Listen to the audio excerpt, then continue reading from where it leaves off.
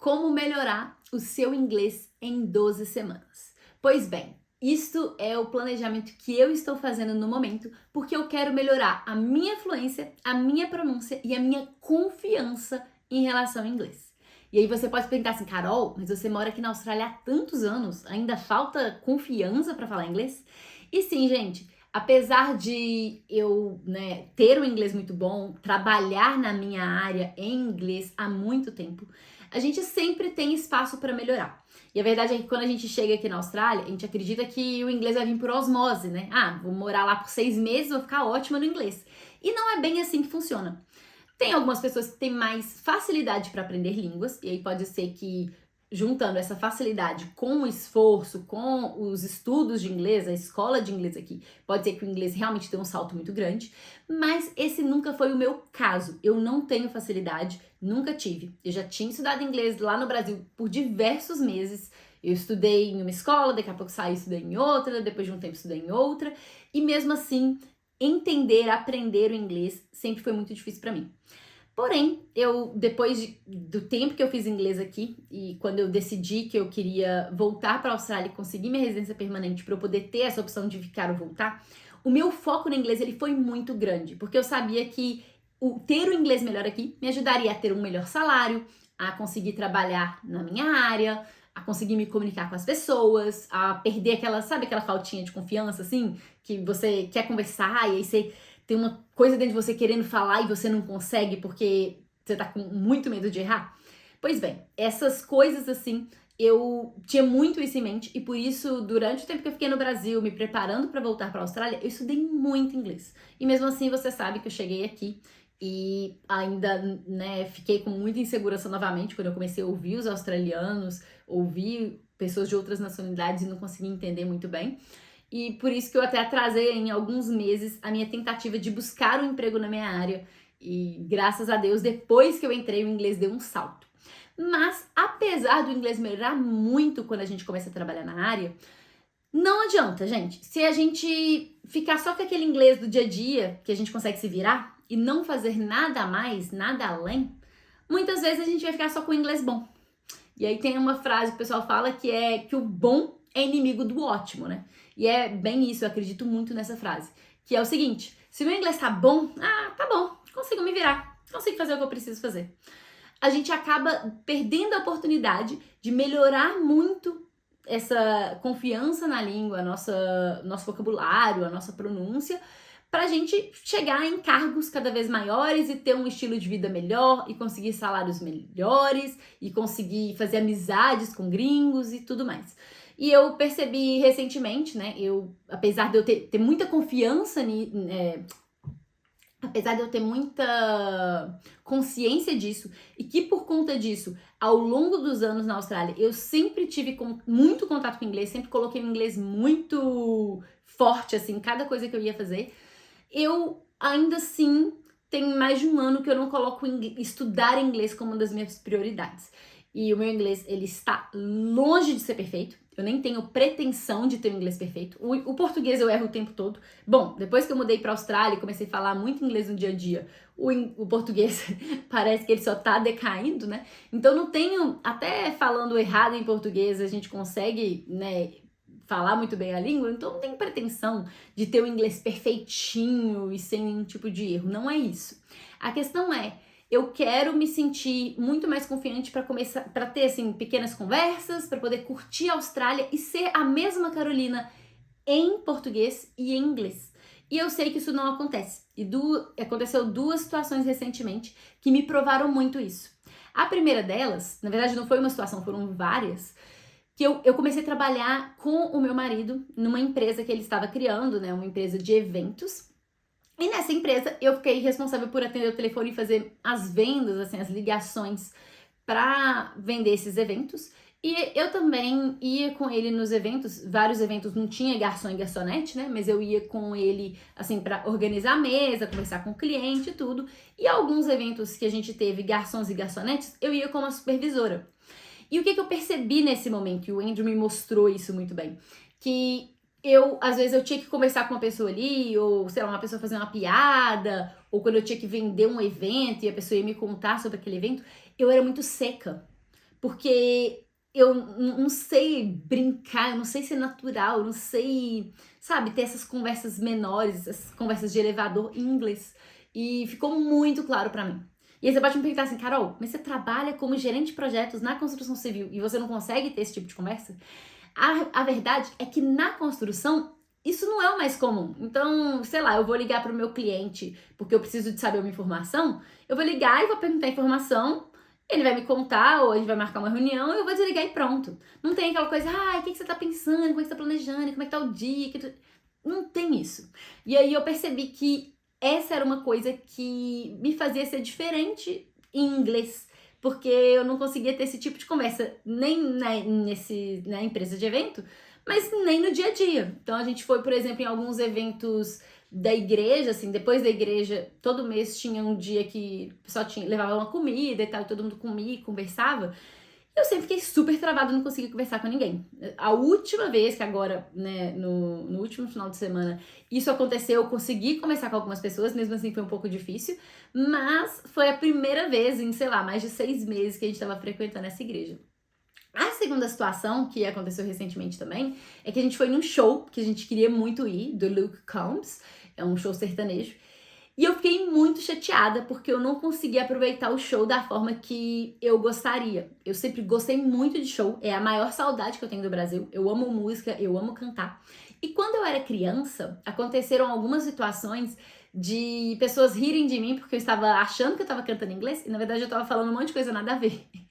E aí, por conta dessas pessoas rindo, me zoando, eu criei um bloqueio tão grande que eu tenho muita dificuldade de entender o que está sendo falado em uma música. Então, sabe aquela coisa de, sei lá, a pessoa tá cantando e aí você entende só aquela última palavra da frase? Essa sou eu. Eu só entendo isso, quase sempre, né? E aí, isso também começou a me deixar incomodada, porque assim, poxa, eu tô aqui há tanto tempo, né? Eu acho que já deu hora de passar por cima desse bloqueio e começar a curtir aqui da forma que eu curtiria se eu tivesse em um show no Brasil. E por conta disso, eu resolvi fazer um planejamento de estudo de inglês por 3 meses. E eu quis trazer isso aqui agora para vocês também, porque eu sei que muita gente do outro lado também tem vontade de melhorar o inglês, também tá preso no nível intermediário para sempre e precisa dar esse salto, seja porque quer conseguir um emprego na área aqui na Austrália, seja porque quer voltar para o Brasil com um inglês muito melhor, seja porque morando aqui na Austrália quer ter um contato maior com as pessoas locais e se sentir mais seguro e confiante ao falar. E como é que eu tô fazendo esse planejamento? Esse livro aqui, ó, The 12-Week Year, foi um livro que eu li. Na verdade, a primeira vez que eu li ele foi no último dia de 2023. E eu li ele porque eu queria fazer um planejamento já pro início de 2024. Mas acabou que somente lá em setembro de 2024 que eu realmente fiz um planejamento usando essa técnica desse livro. Então, como é que o autor explica, como é que ele ensina pra gente poder fazer? A primeira coisa que ele fala é que você tem que ter uma visão muito clara do que você quer. Que é, por exemplo, no meu caso, em relação ao inglês, eu quero morar aqui na Austrália. E eu quero ter filhos, quero ter família aqui. Então, eu não quero ficar da forma que eu estou hoje em dia, muito presa à nossa comunidade. Eu quero realmente me integrar nos lugares que eu for. Eu quero fazer amizade com as mães dos amiguinhos dos meus filhos. Eu quero conseguir ir, né, à igreja, ao mercado, ao café, a qualquer lugar e me sentir parte da comunidade. E eu sei que ter uma confiança muito maior na hora de falar e conseguir fazer essas conversas pequenas e conseguir falar sobre todos os assuntos e conseguir, né, pronunciar melhor, vai me fazer me sentir muito mais confiante para poder ter essas conversas e dessa forma me sentir muito mais integrada à cultura local. Então, essa visão, ela tem que ser muito forte. Pode ser qualquer uma, tá? Essa é a minha visão. A sua visão pode ser: eu quero conseguir um emprego na minha área aqui na Austrália, lá no Brasil, e conseguir fazer boas conversas e reuniões e o que for. Eu quero conseguir viajar e me comunicar muito bem com as pessoas. Não sei. A visão é sua. Mas ela tem que ser uma visão muito forte. Por quê? Todo planejamento tem aquela fase de empolgação inicial, mas depois que as coisas começam a acontecer e que começa a vir a dificuldade, é somente essa visão que vai fazer com que a gente realmente volte pro eixo e que consiga passar por cima dessas dificuldades e continuar no plano. Então, primeira coisa, tenha uma visão muito clara do porquê você quer o que você quer. A segunda coisa é também entender quais são as, ele chama de táticas, né, que você tem que fazer ali ao longo do tempo para você chegar no resultado que você quer. Existe bom, eu não lembro agora, não é lei de Pareto, como é que chama? Teorema de Pareto? Enfim, tem um negócio aí, tem um trem, em Minas Gerais quando a gente não sabe o que é, a gente fala trem, né? Tem um trem aí do Pareto, que é meio que uma regra, assim, que ele descobriu que em qualquer coisa da vida que você quer chegar no resultado, geralmente 20% do que você faz é responsável por 80% daquele resultado. Então, basicamente, um pouquinho das coisas que você faz no dia a dia é o responsável pela grande maioria daquele resultado. Então, uma das coisas que é interessante fazer quando você vai fazer um planejamento como esse, que é de um período muito curto, né, somente 12 semanas, é entender quais são as ações que realmente são muito importantes. Porque tem algumas coisas que a gente quer colocar ali no planejamento, mas ao longo do tempo, em vez disso ajudar, pode ser que pode até nos atrapalhar. Por quê? A gente sabe que tem aquela coisa muito difícil que a gente precisa de fazer, e a gente resolve ficar busy, ficar ocupado com coisinhas que são fáceis de fazer, que às vezes podem consumir muito do nosso tempo, mas que não é o que vai trazer a maior parte do resultado. Então a ideia é entender, fazer um brainstorming mesmo de todas as coisas que podem nos ajudar a conseguir chegar naquele resultado, e com esse brainstorming feito, selecionar aquelas poucas coisas que a gente sabe que é o que vai trazer a maior parte do resultado. Então, vou dar um exemplo aqui no caso do inglês. Eu vou fazer a minha lista daqui a pouco, mas eu já tenho algumas coisas na cabeça que eu sei que pode me ajudar. Então, por exemplo, fazer um aplicativo de pronúncia, praticar no aplicativo de pronúncia por 15, 20 minutos por dia, me juntar a alguma comunidade local, fazer algum tipo de curso, assistir podcast semanalmente, assistir filmes semanalmente, fazer um curso de inglês ou fazer um curso sobre pronúncia, fazer um assessment, né, uma provinha assim para poder ver como é que tá a minha pronúncia, ver o que pode estar, o que tá errado, que eu posso melhorar, que vai fazer a maior diferença. Começar a escrever inglês todos os dias, pode ser me juntar a grupos, entrar em um grupo de palestra, de um Toastmasters da vida, né, para poder falar e me apresentar em inglês e treinar essa parte de apresentação, enfim, um monte de coisa. E aí, a ideia é que dentro de todas essas coisas, a gente entende aí o que vai fazer maior diferença. Então, por exemplo, se eu tô com essa dificuldade de falar e tudo, entrar em uma comunidade que eu vou estar ali conversando com pessoas, conhecendo pessoas locais, é muito legal. Esse aplicativo de pronúncia, por exemplo, até um check-up da minha pronúncia, maravilhoso, porque eu consigo ver aonde eu estou agora, o que eu posso melhorar, e aí utilizar esse aplicativo para eu poder, né, analisar minha pronúncia ao longo do tempo. Ou esse Toastmasters, né, entrar nessa comunidade de apresentação para aprender a me apresentar melhor em inglês. Maravilhoso! Então, eu sei que de todas as coisas que eu falei aqui, essas 3, por exemplo, são as que eu acredito que mais vão, na verdade essas 4, né? São as que mais vão me ajudar a chegar em um nível melhor de inglês ao longo do tempo. Então, a ideia é, primeiro, escrever tudo, fazer um brainstorming mesmo com o máximo de coisas possíveis, e depois escolher aí algumas delas, algumas que vão ser pontuais. Então, por exemplo, se eu fizer o check-up de pronúncia, que é algo que eu realmente quero fazer, vai ser uma coisa de uma vez só. Então, talvez, no máximo 2 vezes, talvez eu possa fazer um no início e um no final, e aí nisso eu já vou entender o que eu preciso melhorar.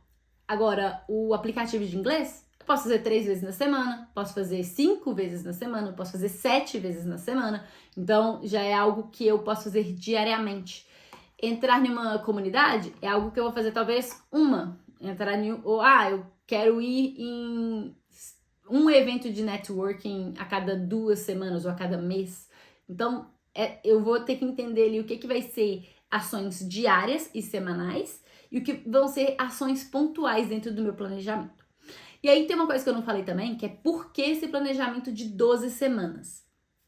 No livro, né, o autor fala de uma coisa que eu já vivi na prática também, que é o seguinte, às vezes a gente vai nessa ideia de vou fazer um planejamento anual. E agora no início do ano a nossa vida tá de um jeito. No meio do ano a vida já tá totalmente diferente. Então, às vezes, quando a gente faz um planejamento de um prazo muito longo, a gente não consegue pegar todas as mudanças que vão acontecendo ao longo da nossa vida. Outra coisa que acontece também é que, como a gente tem muito tempo para poder chegar no resultado, às vezes a gente começa no início do nosso ano muito tranquilo. Então a gente não faz muita coisa. Hoje, por exemplo, agora é dia 16 de fevereiro. Então a gente já passou aí um mês e meio. Eu tenho certeza que muita gente que se planejou no dia 31 de dezembro, no dia 1º de janeiro, já deixou a peteca cair durante esse tempo.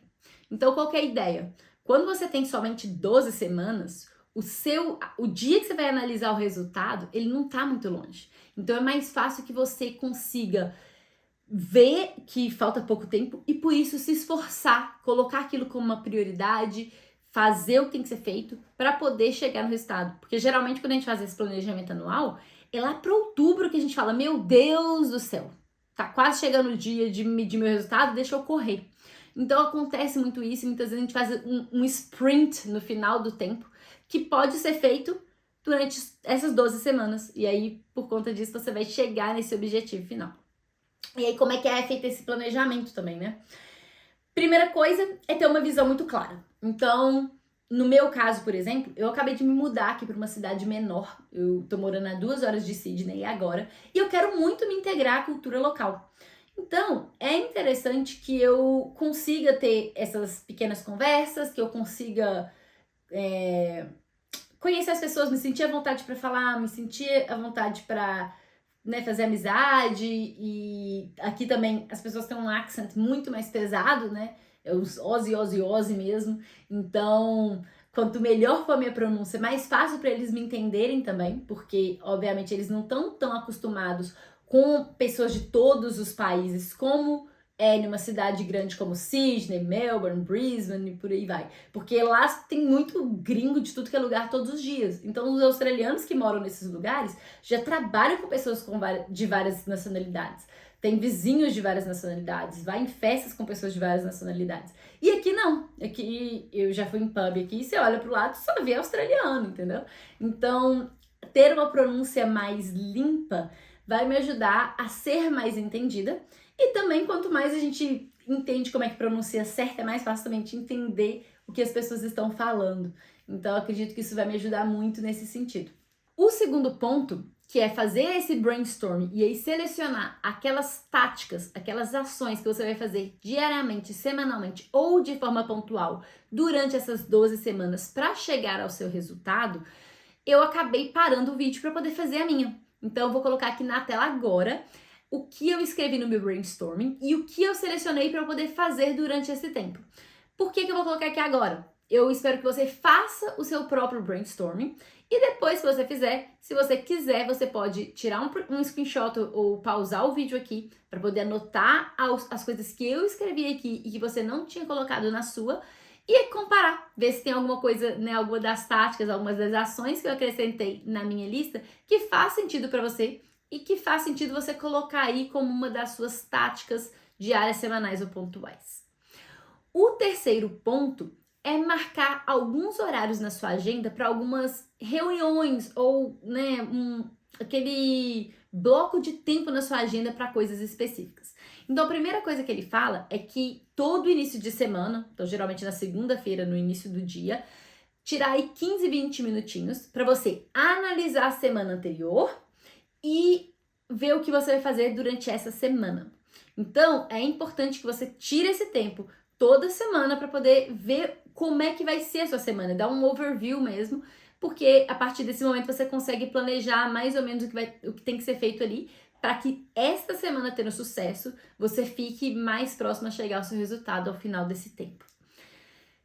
O segundo tipo de reunião seria né, de bloco de tempo, digamos assim, seria toda manhã, por 5 minutinhos, reconectar com a sua visão e entender o que você vai fazer naquele dia. Então, começar o dia, primeira coisa do dia, entender o que você precisa fazer naquele dia, porque assim, se imprevistos acontecerem ou se você tiver que mudar alguma coisa, naquele momento você já sabe. E com isso fica muito mais fácil, né? Chegar no final da semana com a maioria das coisas concluídas. E é até bom falar maioria, porque ele fala lá no livro também que a gente tem que querer ser ótimo, mas não ser perfeito. E eu sei o quanto que perfeição, né? Eu era muito perfeccionista no passado, o tanto que isso mais nos atrapalha do que ajuda. Então, se você conseguir ter aí uma taxa de 85% de coisas feitas durante a sua semana, muito provavelmente, ao final das 12 semanas, você vai sim chegar no seu resultado final. Não precisa de ter 100% todas as semanas. O problema é que a gente quer muito fazer tudo e a gente quer fazer muita coisa ao mesmo tempo. E com isso, muita gente joga o plano fora e esquece. Então é por isso que é importante que você coloque pouquíssimas ações, 2, 3 coisas diariamente, porque você tem que entender de como é que funciona a sua rotina para você não colocar mais coisa do que você dá conta ali na hora de empolgação, né? E aí, durante amanhã você vai planejar já o seu dia para poder ter certeza que vai caber ali dentro o que você precisa fazer. E aí ele fala de mais outros 2 tipos de bloco de tempo. Um deles são 3 horas para você executar aquelas ações que vão ser as que mais vão te ajudar a chegar no seu resultado. Então ele acredita que durante a semana tem que haver um bloco de 3 horas para isso. E ele fala em um outro caso também, que eu acho que esse já é mais conectado assim, quando as suas 12 semanas é para uma questão mais de business e tudo. Ele fala para tirar, tipo, 3 horas para fazer coisas nada a ver, para você meio que, assim, dar um restart, assim, sabe? Voltar fresco para conseguir continuar o seu planejamento. Eu não acho que esse tem muito a ver, assim, né, com minha questão, que é essa parte do inglês, então eu não ligo para isso. Mas esses outros 3 blocos de tempo são muito importantes para você conseguir se manter nesse planejamento por essas 12 semanas. A quarta coisa é a questão ele chama de scorecard, é assim que ele fala? Scorekeeping, que é você manter como se fosse uma pontuação, entender como é que você está indo, ter uma forma de medir os seus resultados. Porque aquilo que você não consegue medir, você não consegue melhorar. Então a ideia é que você consiga medir. Tem 2 coisas que ele fala, né? Que são os lead indicators e os lag indicators. Lead indicators seriam as suas ações. Então, por exemplo, eu vou utilizar esse aplicativo de pronúncia todos os dias por 15, 20 minutos. Na segunda-feira da semana que vem, eu consigo fazer um assessment, né? Consigo fazer uma avaliação para ver se eu usei esse aplicativo todos os dias que eu falei na semana anterior. Eu usei pelo tempo que eu me propus.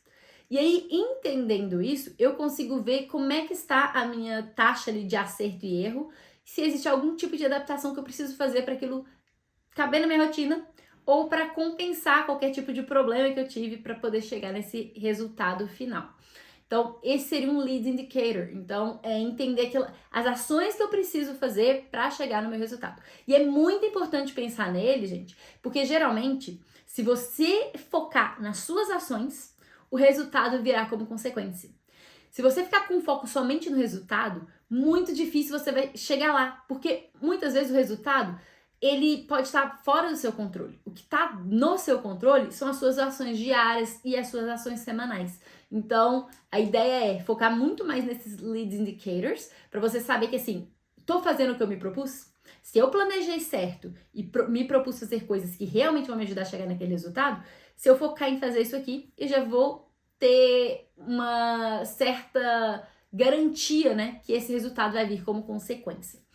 O segundo, que são os lag indicators, já seria mais essa parte de resultado mesmo. Então, por exemplo, eu fiz o meu check-up de pronúncia e eu tô com um acerto no meu som de TH de 60% e eu quero estar em 100%.